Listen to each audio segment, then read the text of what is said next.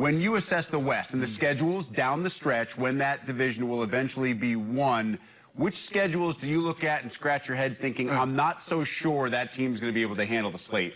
Well, you know, you mentioned November, and I always thought that October was for pretenders, and contenders was in November. And so you look at the November schedule coming down, and when I look at two teams, it looks awful tough, and they're in a position to make a run. I think about Minnesota, and their last 4 games are at Michigan, Nebraska at home, at Northwestern, and Wisconsin at home, who's the odds-on favorite to win the league. So that's awful tough. The other team that I think has a tough November is the Iowa Hawkeyes.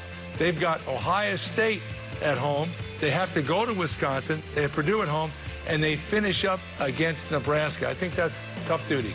All right, those are some of the schedules that might keep you up at night as a coach. But what are some of the more easier, lighter schedules? I wish you softballs. I wish you didn't use that word easier, but I think when you look at it comparatively, they have to be happy compared to some of the others. And you look at, you know, Northwestern. They have a good football team. They're at Nebraska. Then they play Purdue and Minnesota at home.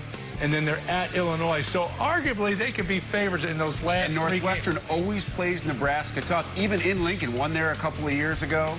It's always a good matchup. And the other team is the favorite to win the West of Wisconsin. They play at Indiana.